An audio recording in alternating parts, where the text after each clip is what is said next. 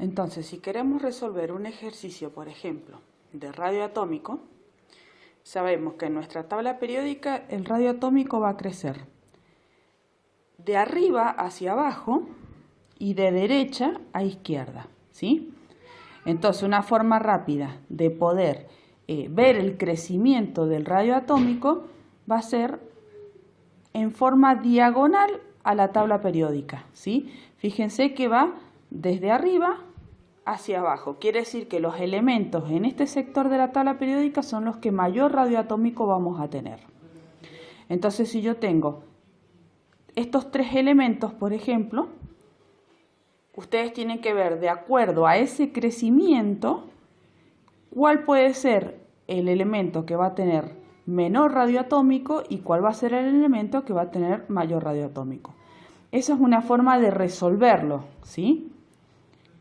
Yo les he dado elementos en los cuales ustedes me tienen que decir en forma creciente cuáles son los elementos que van a tener menor y cuál es mayor. Entonces ustedes van a ir siguiendo esta línea, viendo cuáles son los elementos que van a ir en forma creciente en el radio atómico.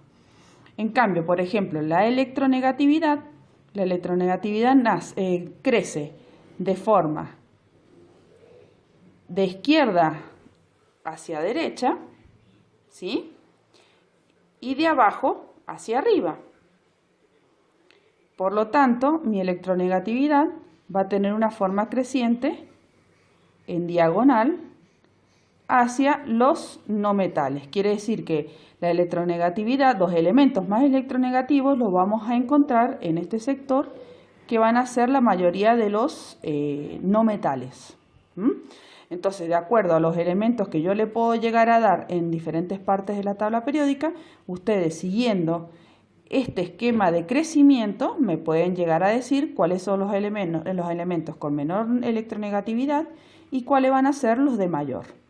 Eso es lo que tienen que ustedes resolver cuando yo les pongo que me digan de acuerdo al radio atómico, electronegatividad, electroafinidad o afinidad electrónica, etc. Ustedes tienen que fijarse en el esquemita creciente de cómo son las propiedades y de ahí ubicar los elementos en la tabla periódica y ver cómo van a ir creciendo de acuerdo a su posición en la misma.